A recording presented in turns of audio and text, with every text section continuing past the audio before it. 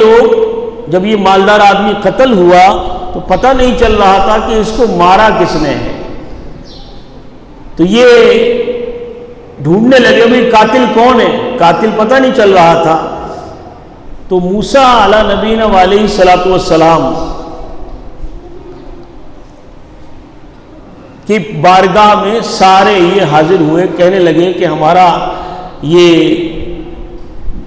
مالدار آدمی جس کا نام تھا عامیل یہ قتل ہوا ہے، قاتل کا پتہ نہیں چل رہا، تو کیا کیا جائے؟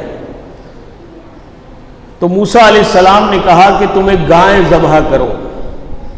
تو جس پر یہ سوالات انہوں نے کیے کہ کیسی گائے ہو، بڑی ہو، رنگ کیسا ہو، تو پھر یہ اللہ نے قانون بتایا کہ یہ گائیں ایسی ہونی چاہیے۔ اب اس گائے کی ڈھونڈ میں یہ پھیل گئے کہ ایسی گائیں چاہیے۔ انہوں نے سوالات زیادہ کیے تو قیودات، اس کے جو قید تھی گائے کی وہ بڑھتی چلی گئی۔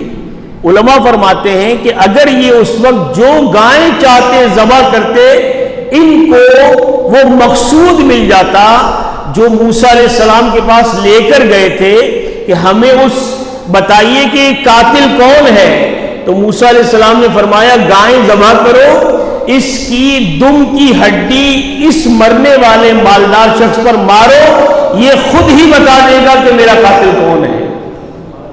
اب اتنی اہم ترین بات تھی، تو گائیں جو تھی وہ بھی پوچھتے چلے گئے، وہ اس کی نشانیاں بنتی چلی گئیں، اس کی خصوصیات بڑھتی چلی گئیں۔ اب وہ ڈھونڈنے لگے، تو اس علاقے میں ایک بہت ہی نیک آدمی رہا کرتا تھا۔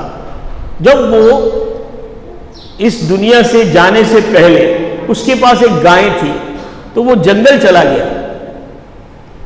تو جنگل، یہ قتل ہونے سے پہلے کا واقعہ ہے کہ وہ گائے لے کر جنگل گیا، اور وہاں جا کر اس نے کہا اے اللہ میری اس گائے کی تو حفاظت فرما، اور جب میری اولاد بڑی ہو میں تجھے اس گائے کی ذمہ دیتا ہوں کہ تو حفاظت فرما، اس گائے کو میری اولادوں کو یہ گائے ملنی چاہیے۔ یہ اللہ کے سپرد کر کے واپس آیا۔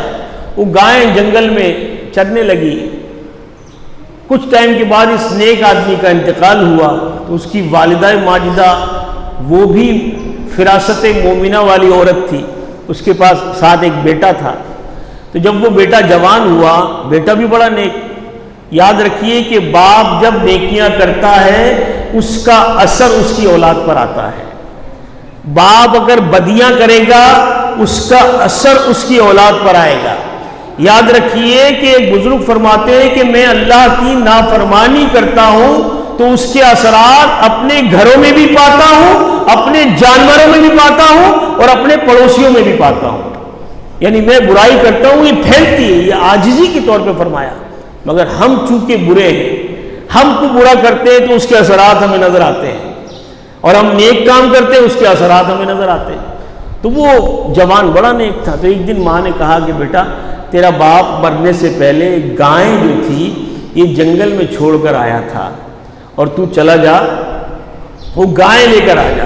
تو یہ وہاں پہنچا جنگل میں جہاں باپ چھوڑ کر آئے تھے۔ اس نے آواز لگائی اے انبیاء کے رب، میرے باپ نے جو یہاں گائیں چھوڑی تھی وہ مجھے عطا فرما۔ علماء فرماتے ہیں کہ تھوڑی دیر کے بعد ایک بہت خوبصورت سی بچیا اس کے سامنے کھڑی ہو گئی۔ یہ بچیا کو لے کر گھر آیا۔ جب یہ گھر آیا تو اس نے ماں سے کہا کہ ماں، جو رب کو امانت دی جاتی ہے وہ امانت کہیں ضائع نہیں ہوتی، یہ میرے باپ نے رکھا تھا، آج جوان ہو کر میرے سامنے ہے۔ تو ماں فراست مومنہ والی تھی، اس نے کہا کہ بیٹا اب یہ واقعہ وہاں ہوا کہ عامیل نامی آدمی قتل ہوا، اور اس کے قاتلوں کو ڈھونڈنے کے لیے موسیٰ علیہ السلام کے پاس گئے۔ انہوں نے کہا ایک گائے چاہیے، اب گائے وہاں تیار ہے۔ اب انہوں نے کہا گائے ایسی، اب ڈھونڈ رہے ہیں۔ پتہ چلا کہ وہ گائے جو تھی اس نوجوان کے پاس تھی۔ اس کی ماں نے کہا کہ بیٹا اسے بازار میں جا اور بیچ کر آ۔ اب یہ گائے لے کر بازار میں چلا، اور ماں نے کہا اس کی قیمت 3 دینار رکھنا، مگر مجھ سے پوچھے بغیر چاہے کوئی قیمت اس سے زیادہ بھی دے، بیچنا نہیں ہے۔ اب یہ گائے لے کر بازار پہنچا، وہاں ایک فرشتہ انسانی حلیے میں حاضر تھا۔ علماء فرماتے ہیں اس نے کہا کہ میں جو تم قیمت کہہ رہے ہو میں 3 دینار تمہیں دیتا ہوں، مگر اپنی ماں سے پوچھے بغیر بیچو۔ اس نے کہا نہ، میری ماں نے کہا تھا جب بیچنا ہو قیمت طے بھی ہو جائے مجھ سے پوچھ لینا، میں اپنی ماں سے بغیر پوچھے نہیں بیچوں گا چاہے زیادہ قیمت مل جائے۔ اب یہ ماں کے پاس آیا تو ماں نے کہا معلوم ہوتا ہے کہ وہ فرشتہ ہے، اب کل جب وہ دوبارہ آئے تو اس سے پوچھنا یہ بتائیے کہ اس کو ہم ابھی بیچیں یا اس کو کچھ روک کر بیچیں تاکہ ہمیں اس کی قیمت زیادہ مل جائے۔ اب یہ جو جوان تھا بڑا نیکوکار تھا، ماں کا فرما بردار تھا۔ علماء فرماتے ہیں کہ اس نے اپنی رات کے 3 حصے کیے ہوئے تھے، ایک حصہ اللہ کی عبادت کرتا، ایک حصہ آرام کرتا اور ایک حصہ ماں کی خدمت کرتا تھا۔ جنگل سے لکڑیاں کاٹتا، رزق حلال کماتا، اور اپنے مال کے بھی اس نے 3 حصے کیے ہوئے تھے، ایک اللہ کی راہ میں دے دیتا، ایک اپنے اوپر خرچ کرتا اور باقی اپنی ماں کو دے دیا کرتا تھا۔ اتنا نیکوکار تھا۔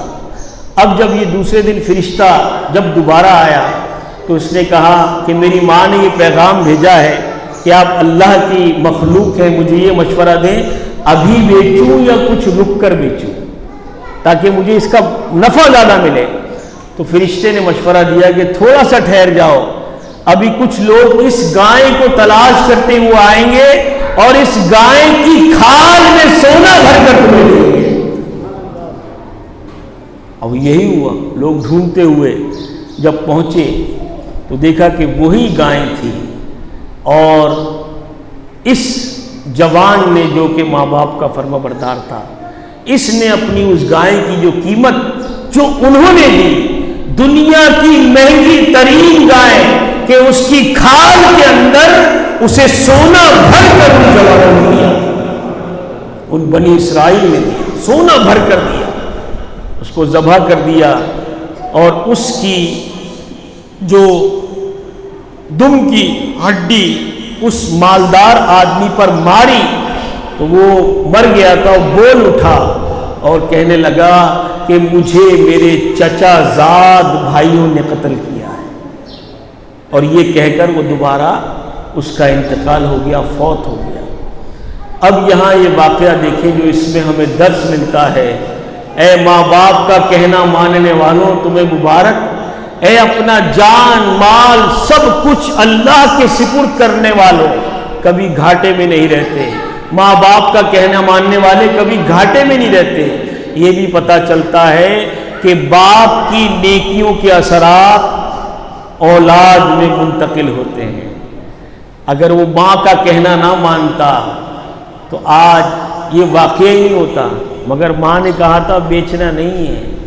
ہم تھوڑے سے فائدے کے لیے اپنے بڑوں کی باتوں کو پیچھا کر دیتے ہیں، یار فائدہ ہو رہا ہے، ارے میرے بھائی اس فائدے کے پیچھے جو نقصان ہے وہ بڑے دیکھ رہے ہیں، ہمیں نہیں پتا۔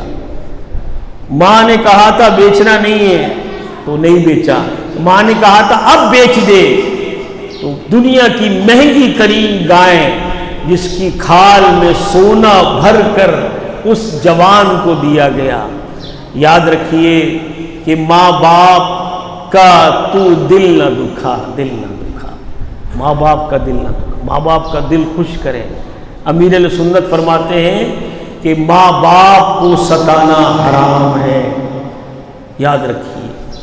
تو یہ جو سورہ بقرہ کا جو یہ اہم ترین واقعہ ہم نے سنا، اس کا جو مدعا یہ ہے کہ ماں باپ کی فرما برداری، نیکوکاری، اس کا ثمر اس کی اولاد نے پایا۔ ہم بھی چاہتے ہیں ہم بھی